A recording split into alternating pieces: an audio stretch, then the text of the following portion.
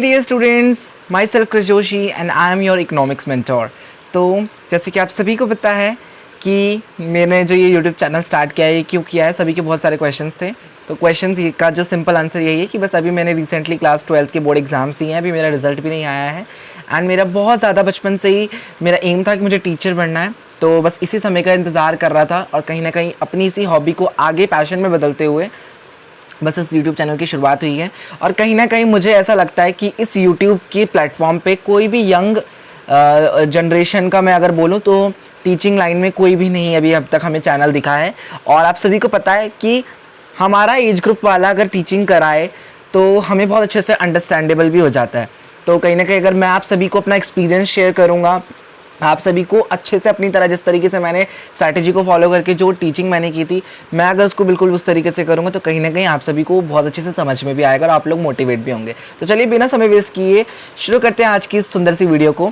तो आज का जो हमारा वीडियो होने वाला है वो होने वाला है क्लास 12th का, क्लास 12th के इकोनॉमिक्स का 2024 एंड 25 के बैच का, जो हम क्या है सिलेबस को डिटेल हम क्या करने वाले हैं, डिस्कस करने वाले हैं। जो भी हमारा सिलेबस होगा इकोनॉमिक्स से रिलेटेड, ठीक है, तो वो हम डिस्कस करने वाले हैं। तो चलिए मैं आप सभी के साथ शेयर करता हूँ। एंड यहाँ पे देखिए 11th एंड 12th दोनों के यहाँ पर वो आपको मिलेंगे सिलेबस ना। तो अब आपको मैं 12th का शेयर करता हूँ सिलेबस। तो सिलेबस बिल्कुल वही है, नेशनल इनकम के बारे में पढ़ोगे आप। यहाँ पे जीडीपी एमपी उसके जितने भी एग्रीगेट होते हैं वो सब पढ़ोगे। बहुत सारी चीज़ें इसके अंदर, खैर बहुत कुछ आता है। तो आप यहाँ पे नंबर की जो मार्किंग स्कीम देख सकते हैं, तो 10 नंबर का आपका यहाँ पे नेशनल इनकम वाला चैप्टर है। तो आप समझ सकते हैं कि आपके लिए कितना most important chapter national income ही होने वाला है। फिर दूसरा है मनी एंड बैंकिंग, वो 6 नंबर का है। यहाँ पर आप मनी और बैंकिंग में मनी के फंक्शंस के बारे में पढ़ोगे कि कैसे पहले सीसी इकॉनमी चलती थी, बार्टर सिस्टम चलता था, क्या क्या प्रॉब्लम्स आती थी, फिर कैसे मनी आया, मनी कैसे मीडियम ऑफ एक्सचेंज बना, फिर कैसे फ्यूचर ट्रांजैक्शंस में भी हम आए धीरे धीरे। फिर आप मनी के बारे में पढ़ोगे, बैंक के बारे में पढ़ोगे, सेंट्रल बैंक, कमर्शियल बैंक, है ना, और सेंट्रल बैंक के रोल के बारे में पढ़ोगे कि कैसे क्रेडिट क्रिएशन होता था, आरबीआई के बारे में पढ़ोगे। तो बहुत अच्छा चैप्टर है ये भी। एंड इकोनॉमिक्स तो है ही खैर अपने आप में बहुत अच्छा सब्जेक्ट। फिर आप पढ़ोगे determination of income and employment, तो ये चैप्टर भी बहुत अच्छा है, इनकम और एम्प्लॉयमेंट वाला। Government budget and the economy, आप इसको भी पढ़ने वाले हो कि कैसे सरकार हमारा गवर्नमेंट बजट बनाती है और कैसे उनके ऑब्जेक्टिव होते हैं, और बहुत सारी चीज़ें हैं इसमें।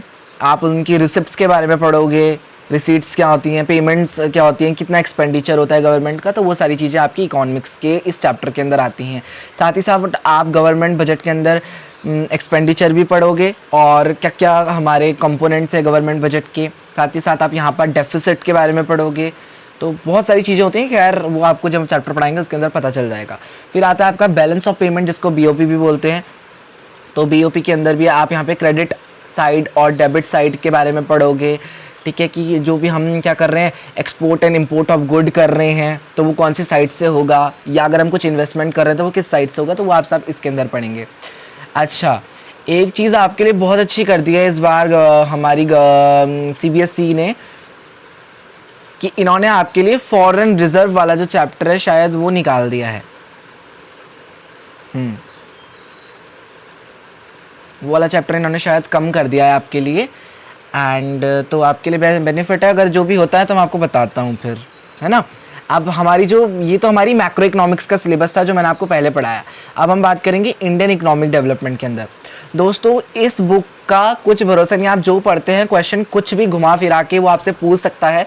तो इसमें आप पढ़ते, जो आपको नोट्स वगैरह कराए जाएंगे पेपर में, वो नहीं पूछा जाता है। एक क्वेश्चन 2 क्वेश्चन डायरेक्टली पूछ लेगा वो, बट बाकी के जितने भी क्वेश्चन होंगे वो आपको घुमा फिरा के इतना घुमा फिराएगा, आंसर वही होगा बट क्वेश्चन इतने घुमाएंगे कि हमें भी अपनी बारी में समझ में नहीं आते थे, ठीक है।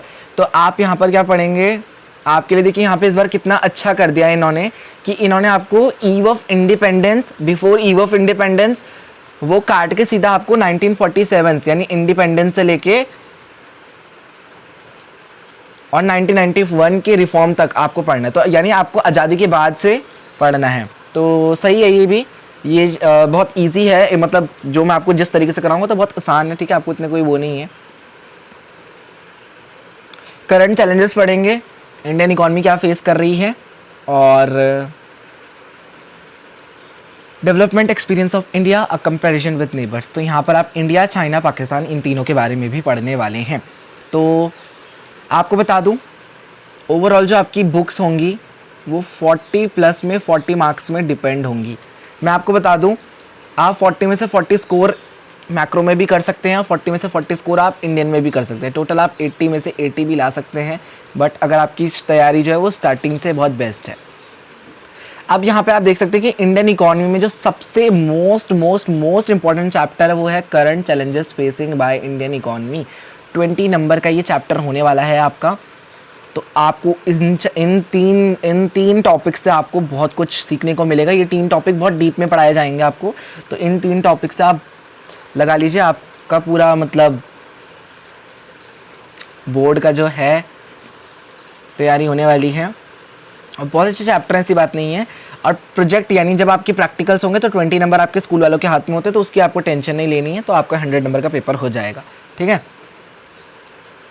तो ये आपका कुछ सिलेबस है। चाहे तो आप स्क्रीनशॉट लेके आप अपनी नोटबुक पे नोट डाउन भी कर सकते हैं। यहाँ पे मार्किंग स्कीम भी है और ये मैंने बिल्कुल सीबीएसई की साइट से उठाया है ना। और ये देख सकते हैं आपने पढ़ना क्या क्या है। तो वो मेरी हेडेक है कि मेरे को आपको क्या पढ़ाना है, तो ये चीज़ मेरे को पढ़ने की ज़रूरत है। बट अगर आप भी पढ़ना चाहते हैं, देखिए मैं तो यही बोलूँगा कि टीचर जो पढ़ाता है वो तो पढ़िए, बट साथ ही साथ आप खुद से भी एक बार देखिए ताकि आपको भी कुछ ना कुछ ज्ञान हो सके, है ना। मैं क्या करता था, मेरी टीचर जो पढ़ाती थी वो भी सुनता था, साथ ही साथ मैं अलग अलग जगहों से अपनी खुद की नॉलेज निकाल के भी मैं गूगल से या बुक्स वगैरह से सिलेबस वगैरह को खुद से भी पढ़ता था ताकि मेरे को भी नॉलेज लगे। ऐसा नहीं कि मेरे को टीचर का समझ में नहीं आता था, हमारे टीचर्स हमें बहुत अच्छा पढ़ाते थे, बट कहीं ना कहीं क्या करता था, क्योंकि मेरे को इसी लाइन में जाना था तो मैंने सोचा कि चलो ठीक है एक बार देख लिया जाए, इन चीज़ों को भी समझ लिया जाए। तो अगर आप इनको समझते तो आपके डाउट और अच्छे से क्लियर होंगे सिलेबस में।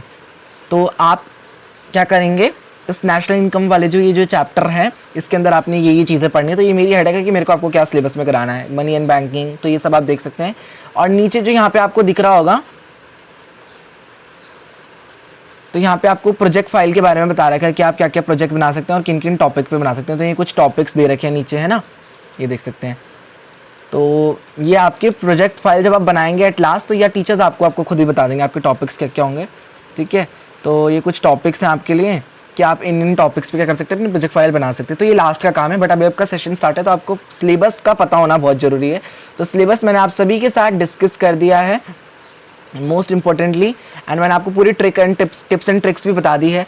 मैं सच्ची बता रहा हूँ, अगर आप स्टार्टिंग से बहुत अच्छे से मेहनत करते हैं, मेरे को ऐसा लगता है कि आप इस बार इकोनॉमिक्स में 80 में से 80 स्कोर कर सकते हैं।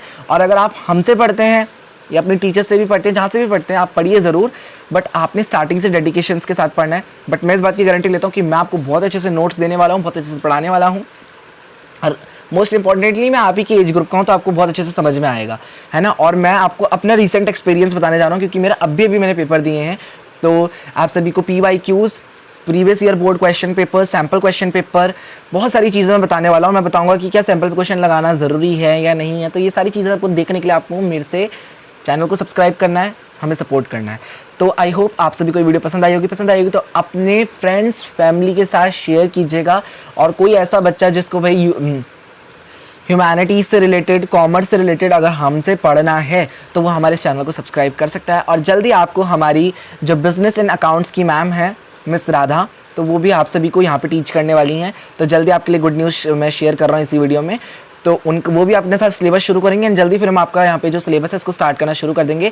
तो आप लोग अपना लव एंड सपोर्ट बनाए रखिए। और जितने भी आपके 12th के कॉमर्स एंड ह्यूमैनिटीज़ के जितने भी स्टूडेंट्स हैं, आप उन सबको बोलिए कि उनको शेयर कीजिए, हमारा चैनल सब्सक्राइब कराइए और उनको बोलिए कि सब्सक्राइब करें। और ये चैनल उनके लिए बेस्ट है इस साल की प्रिपरेशन करने के लिए। और इस बात की गारंटी हम देते हैं कि इस साल आपको बोर्ड में बिना डर के बैठाने की गारंटी हमारी और बेस्ट रिजल्ट लाने में गारंटी हमारी। आई नो कि अभी हम यूथ हैं, अभी हमने बोर्ड के मतलब एग्ज़ाम्स दिए हैं, बट मैं इतनी श्योरिटी आपको देता हूँ कि हम आपको इतना अच्छा पढ़ाने वाले हैं कि ये आप कभी सोच भी नहीं सकते। तो चलिए, एक छोटा सा प्रयास है आप सभी के लिए, तो इस प्रयास को सफल बनाने में काम आपने हमारा अपना हाथ देना है।